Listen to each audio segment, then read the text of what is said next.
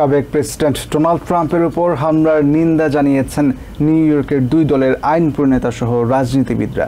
রাজনৈতিক মতাদর্শের পার্থক্য থাকলেও একজন সাবেক প্রেসিডেন্টের উপর হামলার ঘটনাকে গণতন্ত্র পরিপন্থী বলে মত দিয়েছেন তারা।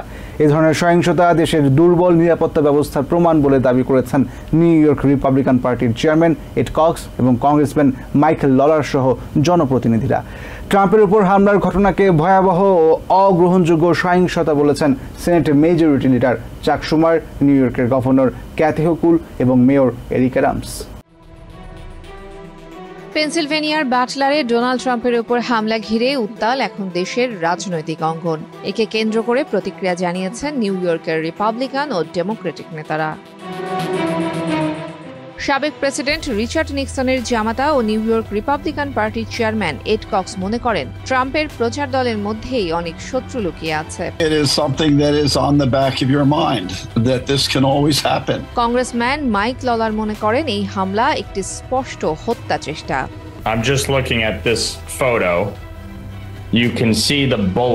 এদিকে এই হামলার ঘোর বিপক্ষে ডেমোক্রেটরাও।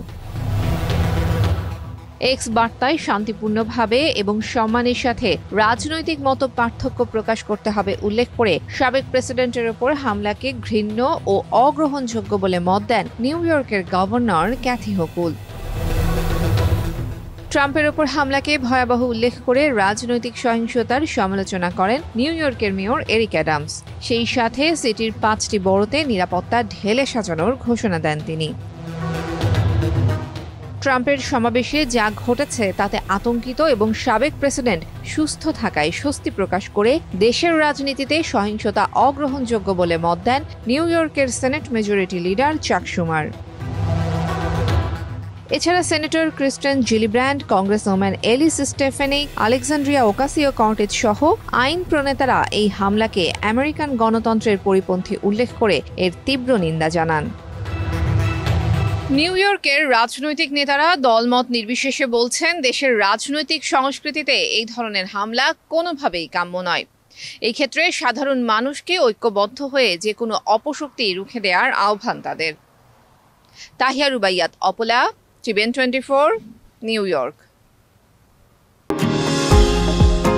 নিউ ইয়র্ক থেকে সম্প্রচারিত টিভিএন 24 টেলিভিশন বিশ্বজুড়ে বাঙালির কণ্ঠস্বর।